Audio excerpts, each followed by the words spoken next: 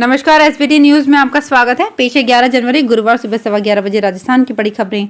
प्रधानमंत्री नरेंद्र मोदी ने बुधवार को सुबह 10 बजे गांधीनगर स्थित महात्मा गांधी कन्वेंशन सेंटर में वाइब्रेंट गुजरात ग्लोबल समिट के 10वें संस्करण का उद्घाटन किया। वाइब्रेंट गुजरात ग्लोबल समिट 2024 में प्रधानमंत्री नरेंद्र मोदी के साथ कई देशों के राष्ट्रपति, प्रधानमंत्री और मल्टीनेशनल कंपनियों के सीईओ सहित वर्ल्ड लीडर्स नेताओं का एक बड़ा ग्रुप शामिल है। इस दौरान रिलायंस इंडस्ट्रीज के चेयरमैन और एमडी मुकेश अंबानी ने कहा, गुजरात और 10वें वाइब्रेंट गुजरात शिखर सम्मेलन में आपका स्वागत है, जो आज दुनिया का सबसे प्रतिष्ठित निवेशक शिखर सम्मेलन है। इस साल वाइब्रेंट गुजरात की थीम भविष्य का प्रवेश द्वार यानी गेटवे टू द फ्यूचर रखा गया है। सफाई कर्मचारी अब सफाई के अलावा अन्य कोई काम नहीं करेंगे। राजस्थान के यूडीएच मंत्री झाबर सिंह खरा के निर्देश के बाद डीएलबी निदेशक हृदेश कुमार शर्मा ने आदेश जारी कर दिए हैं। यूडीएच मंत्री ने मंगलवार को समीक्षा बैठक की थी। बैठक में उन्होंने वर्ष 2018 में जयपुर नगर निगम की ओर से सफाई कर्मचारियों की जो नियमित नियुक्तियां की गई थी, उनमें जो सफाई कर्मचारी का सफाई कार्यों के अतिरिक्त अन्य कार्य कर रहे हैं, ऐसे सफाई कर्मचारियों को 15 दिवस के भीतर पुनः सफाई कार्यों में लगाया जाए। यदि कोई सफाई कर्मचारी सफाई कार्यों के अतिरिक्त अन्य कार्यों में लगा हो तो ऐसे कर्मचारियों का मासिक वेतन रोका जाए और उनके विरुद्ध नियमानुसार कार्यवाही की जाए।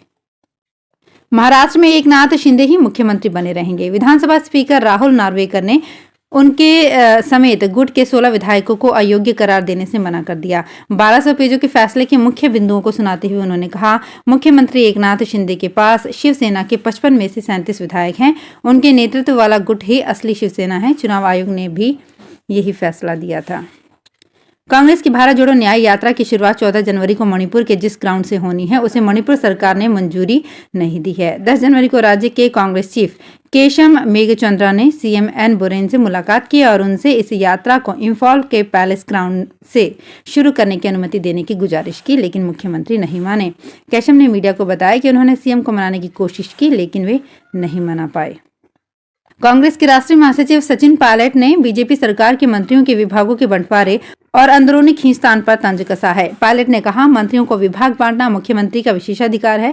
किस मंत्री को क्या विभाग देना है, ये सीएम का अधिकार है। बीजेपी के वरिष्ठ नेता डॉक्टर किरोड़ी लाल मीणा, जिन्होंने 5 साल भाजपा के लिए संघर्ष किया, उनके साथ न्याय नहीं किया गया। लोग उम्मीद लगाए बैठे थे कि बड़ा पद देंगे, लेकिन पद भी नहीं दिया गया। जो विभाग दिया वो भी काट छाट करके बहुत सीमित कर दिया, उसमें बाकी डिपार्टमेंट नहीं दिए। ये निर्णय सरकार और बीजेपी का है, लेकिन जो बाहर से हमें दिखता है कि जो मेहनत उन्होंने अपनी पार्टी के लिए की थी, उनके साथ न्याय नहीं हुआ। बुधवार को पायलट राजस्थान प्रदेश कांग्रेस मुख्यालय में मीडिया से बातचीत कर रहे थे। जालौर महोत्सव 2024 को लेकर बुधवार को निजी कार्यालय में बैठक आयोजित की गई, जिसमें कोर कमेटी सदस्य कानाराम मेघवाल, नारायण लाल भट्ट व पन्ना लाल सोलंकी की अध्यक्षता में आयोजित हुई। जालौर महोत्सव 2024 के जिला समन्वयक के लिए रतन सुथार व जालौर खंड समन्वयक के लिए रवि सोलंकी व खंड सह समन्वयक के लिए दिलीप भट्ट को मनोनीत किया गया। इस दौरान एडवोकेट सुरेश सोलंकी, गजेंद्र सिंह सिसोदिया, अचल सिंह परिहार, हेमेंद्र सिंह बगेड़िया, महेश भट्ट, राजेंद्र टाक सहित कई लोग मौजूद रहे। राजस्थान विधानसभा चुनाव की जीत के बाद अब भाजपा ने लोकसभा चुनाव की तैयारियां तेज कर दी है। सांसद अपने अपने लोकसभा क्षेत्र में सक्रिय है और राम मंदिर के उद्घाटन कार्यक्रम को लेकर जनता के बीच जा रहे हैं। उधर भाजपा की एक अहम बैठक 12 जनवरी को जयपुर में होगी। पार्टी सूत्रों की माने तो इस पहली बैठक में चुनाव को लेकर प्रारंभिक चर्चा की जाएगी। संभवतः मंत्रियों को अपने अपने क्षेत्र के संगठन के साथ मिलकर काम करने के निर्देश दिए जाएंगे। आरएनटी में मरीजों के उपचार तथा वार्डों व शौचालयों की साफ सफाई को लेकर किए नवाचार अब राजस्थान के लिए रोल मॉडल बनेंगे। मुख्यमंत्री भजन लाल शर्मा इन नवाचारों से खासे प्रभावित हुए और मेडिकल कॉलेज के प्राचार्य डॉक्टर विपिन माथुर को विस्तृत रिपोर्ट भेजने के लिए कहा है।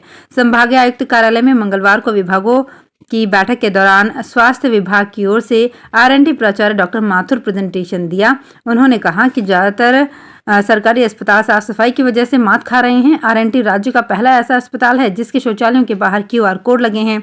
इन नवाचारों से सीएम प्रभावित हुए और उन्होंने अन्य मेडिकल कॉलेजों और विभागों में भी इसे लागू करने के लिए कहा। जयपुर डिस्कॉम ने मकर संक्रांति पर्व पर पतंग उड़ाने के दौरान बिजली की लाइनों से पर्याप्त दूरी बनाए रखने की अपील की है। इनके साथ ही किसी भी संभावित दुर्घटना से बचने के लिए एल्यूमिनियम फॉइल से बनी हुई पतंग और मेटल पाउडर कोटेड मांझे का इस्तेमाल नहीं करने की अपील की है। विभाग ने गाइडलाइन जारी करने के साथ ही इमरजेंसी के लिए हेल्पलाइन नंबर भी जारी कर दिया है। राजस्थान में मुख्यमंत्री भजनलाल शर्मा के पिता किशन लाल शर्मा एसएमएस अस्पताल में भर्ती हैं। उन्हें सुपर स्पेशलिटी ब्लॉक में भर्ती किया गया है। किशन लाल शर्मा का प्रोटेस्ट का ऑपरेशन किया गया है। यूरोलॉजी के डॉक्टरों की देखरेख में ये ऑपरेशन किया गया है। आपको बता दें कि किशन लाल पिछले कई दिनों से यूरिन इन्फेक्शन की वजह से परेशान हो रहे हैं। अलवर में मकर संक्रांति के चलते बाजार में इन दिनों खरीदारी परवान पर है। शहर के होप सर्कस क्षेत्र के बाजारों की रौनक देखते ही बन रही है। चूड़ी मार्केट, तिलक मार्केट, वीर चौक, मालन की गली, बजाजा बाजार सहित अन्य बाजारों में मंगलवार को दिन भर महिलाएं खरीदारी करती नजर आई। इस बार दान में देने के लिए प्लास्टिक के आइटम्स बहुत खरीदे गए हैं। इसके साथ ही शॉल, स्वेटर, मोजे, टोपियां भी खरीदी गई है। पाली शहर में सीवरेज की लाइन बिछाने के बाद से ही सीवरेज लाइन के चौक होने से सड़कों पर गंदा पानी बहने की समस्या है। सीवरेज के मेन हॉल की सफाई करना भी परेशानी का सबब है। इससे अब राहत मिलने वाली है। पाली नगर परिषद को स्वायत्त शासन विभाग की ओर से 2 रोबोट आवंटित किए गए हैं। ये रोबोट उच्चतम न्यायालय के आदेशों के तहत स्वच्छ भारत मिशन 2.0 के तहत दिया गया है। इन रोबोट का संचालन व संधारण संबंधित फर्म की ओर से किया जाएगा। इस एक रोबोट की लागत करीब 40 लाख रुपए बताई जा रही है।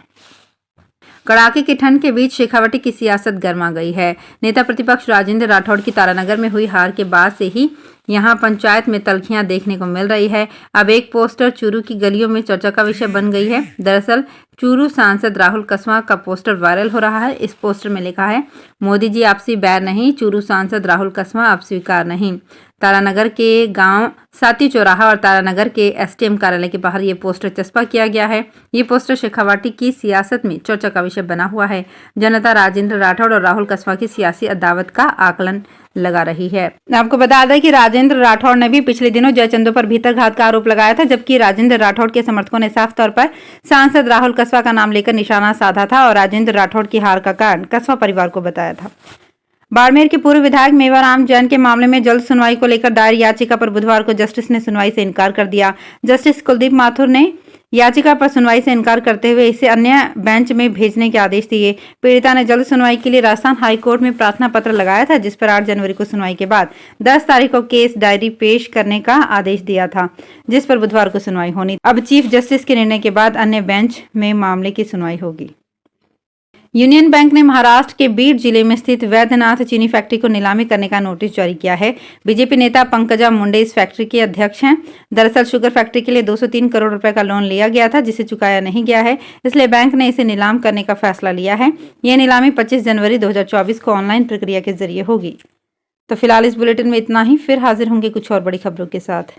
अगर आप भी अपने आसपास की छोटी बड़ी और महत्वपूर्ण खबरों से अपडेट रहना चाहते हैं तो सब्सक्राइब कीजिए हमारे चैनल एसपीटी न्यूज को और प्रेस कीजिए बेल आइकन पर।